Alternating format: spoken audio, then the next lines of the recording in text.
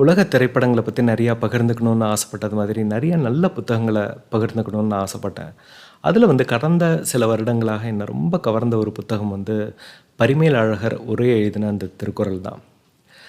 பொதுவா திருக்குறள் வந்து எல்லாருக்குமே தெரிஞ்சதாக இருக்கும். ஆனா, அதனுடைய உரையாசிரியர் வந்து ரொம்ப அவசியம். ஏன் அப்டின்னா, எல்லா குறள்களையும் வந்து நம்ம அ நேரடியா புரிஞ்சுக்க முடியாது. அதுக்கு வந்து கண்டிப்பா ஒரு உரையாசிரியர் நம்மளுக்கு அவசியமாக இருக்கும்.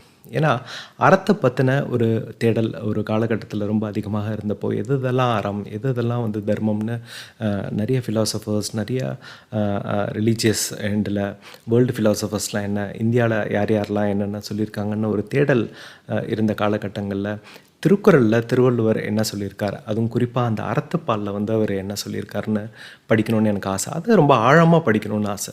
அதாவது பள்ளி பருவங்கள்ல வந்து மதிப்பெண் வாங்குறதுக்காக படிச்ச காலகட்டங்கள்லாம் உண்டு. அப்ப எவ்வளோ ஆர்வம் இருந்தது, எவ்வளோ அதன் மேல ஆர்வம் இருந்ததுன்னுலாம் கூட தெரியல. ஆனா, ஏதான ஒரு காலகட்டத்தில வந்து ஒரு ஆர்வம் வரப்ப, அது அந்த அந்த அதுவும் இந்த பரிமேல அழகர் உரை எழுதின புத்தகத்த வந்து கடையா தேடி, அப்புறம் கடைசியா ஒரு கடையில எனக்கு அது கெடைச்சது. ஸோ, அதாவது அந்த உரையாசிரியர் வந்து ரொம்ப முக்கியம். ஏன் அப்டின்னா, நான் ஒரு ஒரு தேடல் இருந்தது எனக்கு. யார் வந்து இந்த திருக்குறளுக்கு வந்து மிகச்சிறந்த உரை எழுதியிருக்காங்க அப்டின்னு, நான் நெறைய அது தேடிட்டு இருக்கும்போது, இந்த பரிமேல் அழகருடைய பேர் வந்து எனக்கு கெடைச்சது. பரிமேல் அழகருடைய பேரே ரொம்ப அழகா இருந்தது. பரிமேல் அழகர் அப்படின்னு. அந்த பேருக்குமே கூட விளக்கங்கள்லாம் இருக்கு.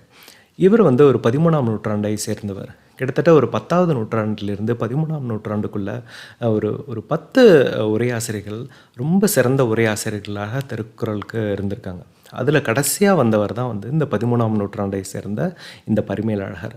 ஸோ இவருடைய உரை வந்து இன்றளவும் வந்து எல்லாராலயும் கொண்டாடப்படுது. ரொம்ப மிகச்சிறப்பா உரை எழுதியிருக்காருன்னு அ அந்த அந்த அந்த உரைய படித்தவங்க எல்லாருக்குமே தெரியும்.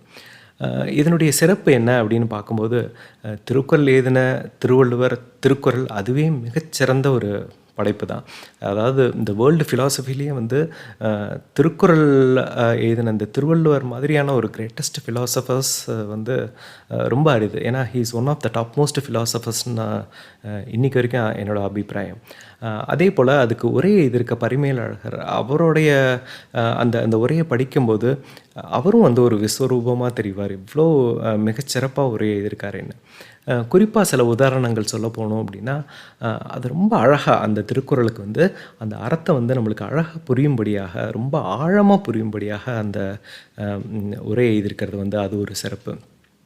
அத விட நான் திருவள்ளுவர்லயும் நான் ரொம்ப வியந்த விஷயம் என்னன்னா, ஈவன் பரிமேலழகரும் அதை எடுத்து காட்டியிருக்காரு. என்ன அப்படின்னா, வரிசைப்படுத்தின விதங்கள் தான்.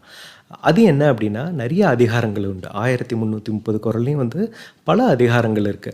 அந்த பல அதிகாரங்கள்ல வந்து ஒரு அதிகாரத்துக்கு அப்புறம் இன்னொரு அதிகாரம் ஏன் வருது? ஏன் இந்த அதிகாரத்துக்கு முன்னாடி இந்த அதிகாரம் வந்தது? இல்லைன்னா இந்த அதிகாரத்துக்கு அப்புறம் தான் ஏன் இந்த அதிகாரம் வருது? அப்படிங்கிறதுக்கு உண்டானத அந்த விளக்கங்கள பார்க்கும்போது ரொம்ப ஆச்சரியமா இருக்கும். எவ்வளோ அழகா அத கோர்வைப்படுத்தி ஒரு ஒரு ஒரு மாலையா அத கோர்த்து நம்மளுக்கு குடுத்துருக்காங்க அப்படின்னு. அவ்வளோ அருமையாக இருக்கும். ஸோ அது மட்டும் தான் வியப்பான்னா, வியப்புக்கள்லாம் இதுக்கப்புறம் தான் இன்னும் இன்னும் எனக்கு கிடைச்சது. அதாவது ஒவ்வொரு அதிகாரத்துக்கும் உண்டான அந்த வரிசைப்படுத்துதலே நம்மள வியக்க வச்சுருவாரு.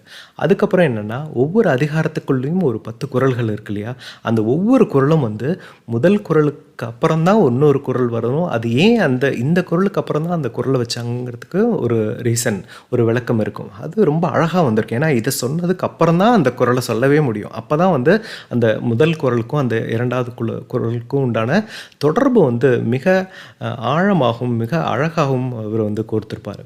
அது மட்டும் தானான்னா இன்னும் கிடையாது. இன்னும் ஒரு படி மேல போயி, அந்த ஒவ்வொரு குறள்கள்லயும் இருக்கிற கிட்டத்தட்ட ஒரு ஒரு 7 வார்த்தைகள் இருக்கும் இல்லையா? குறிப்பா. ஸோ அந்த 7 வார்த்தைகள்லயுமே வந்து அந்த வார்த்தை ஜாலங்கள் வந்து ரொம்ப அழகா இருக்கும். அதாவது அந்த ஒரு வார்த்தைக்கும், இன்னொரு வார்த்தைக்கும் வந்து அந்த அந்த தொடர்பு. அதாவது இந்த 2 வார்த்தைகளுக்கு இடையில ஏன் அவர் இந்த வார்த்தைய போட்டிருக்காரு? ஏன் இந்த வார்த்தைக்கு அப்புறம் அந்த இத சொன்னார்? இந்த இத சொல்லாம அந்த வார்த்தைய சொல்லியிருந்தா, அதனுடைய பொருள் வேற மாரி இருக்கும். அதனால தான் இந்த வார்த்தைய இதுக்கு முன்னாடி வச்சார். இந்த வார்த்தைய வந்து அதுக்கப்புறம் வச்சாருன்னு, ஒவ்வொரு வார்த்தையும் வந்து அந்த வரிசைப்படுத்தி வச்சது வந்து ரொம்ப பிரம்மாண்டமா இருந்தது. சரி, இதோட தான் அந்த பிரம்மாண்டம் முடிஞ்சதா அப்படின்னு பார்த்தா, அதில அந்த குறள்ல ஒவ்வொரு வார்த்தைகளுக்குமே வந்து ஏன் அவர் குறிப்பா சில விஷயங்கள்லாம் வந்து சொல்லியிருப்பார். இந்த வார்த்தைய ஏன் எடுத்தேன் அப்படின்னு. ஏன்னா, அந்த வார்த்தையில தான் வந்து பல பொருள்கள் அடங்கியிருக்கும். அதாவது ஒரு சின்ன ஆட்டம் பொம்மை மாரி தான் அது. பார்க்கறதுக்கு அணு அளவுக்கு சின்னதா தான் இருக்கும். ஆனா, அதனுடைய விளக்கங்கள் வந்து பக்கம் பக்கத்துக்கு போறது மாதிரி அந்த ஒரு வார்த்தையில வச்சிருக்கிற அந்த அழகு. அது வந்து நம்மள ரொம்ப வியக்க வைக்கும். அதாவது இவ்ளோ சீக்வென்ஸா ஒரு அதிகாரத்தில ஒரு சீக்வென்ஸு, அதுலயும் ஒவ்வொரு குறள்கள்லயும் ஒவ்வொரு அதிகாரத்திலும் உள்ள ஒவ்வொரு குறள்கள்லயும் உள்ள ஒரு சீக்வென்ஸ அவரு மெயின்டெயின் பண்ணிட்டு இருந்ததுக்கு, அப்புறம் அந்த ஒவ்வொரு குறள்களுக்கும் உள்ள ஒவ்வொரு வார்த்தைகள்லயும் அவர் சீக்வென்ஸ் பண்ணது.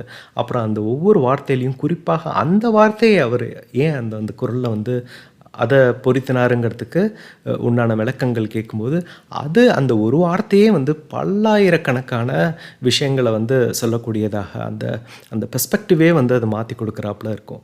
ஏன்னா இந்த இந்த இடத்துல வந்து இந்த வார்த்தைய போடாம ஏன் அவர் இந்த வார்த்தைய போட்டாருங்கிறதுக்கும் ஒரு விளக்கம் இருக்கும். அது ரொம்ப பிரமிப்பா இருந்தது. ஸோ இது மாதிரியான விஷயங்கள், அதுவும் அறத்த ரொம்ப ஆழமாக அத சொல்லும்போது, அது கண்டிப்பாக ஒவ்வொரு வீட்லயும் இருக்கிற புத்தக அறைகள்லயும் அது இருக்கணும்னு நான் ஆசைப்படுறேன். நன்றி.